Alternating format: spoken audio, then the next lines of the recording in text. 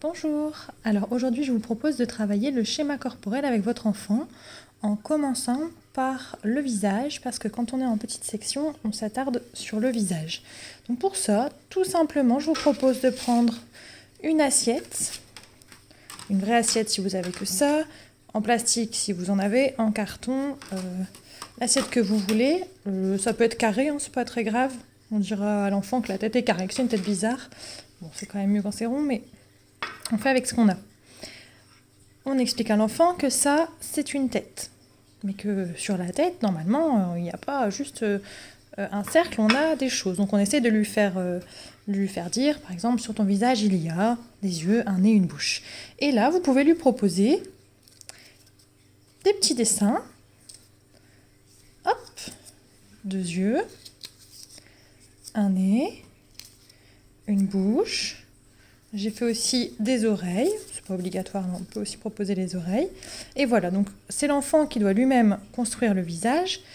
Et pour que ce soit un petit peu plus rigolo, moi je vous propose de lui proposer plein, alors je suis pas très bonne en dessin, hein, plein de solutions avec des yeux avec des formes particulières, des nez avec des formes particulières, des bouches avec des formes particulières. Vous pouvez faire simplement un trait pour la bouche, mais vous pouvez aussi faire une bouche triste. Une bouche contente, une bouche neutre. Là, j'ai fait l'option parce qu'on peut aussi dessiner, ceux qui sont bons dessinateurs, pourquoi pas, des parties d'animaux et lui dire ah bah là, on va faire un chat, comment on fait un chat.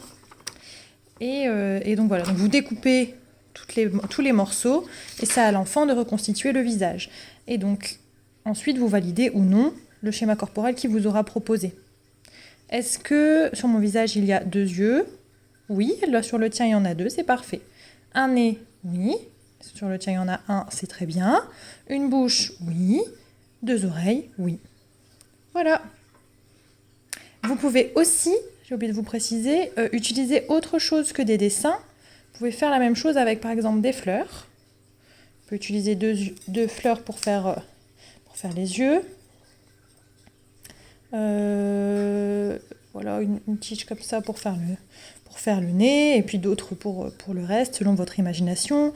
Vous pouvez utiliser le matériel de la maison. Vous pouvez utiliser encore une fois des graines. Là, je reviens avec mes graines, mais vous pouvez utiliser, hop, des graines, etc. Le tout, c'est de verbaliser et que l'enfant sache vous dire qu'est-ce que ça représente. Bon courage, amusez-vous bien!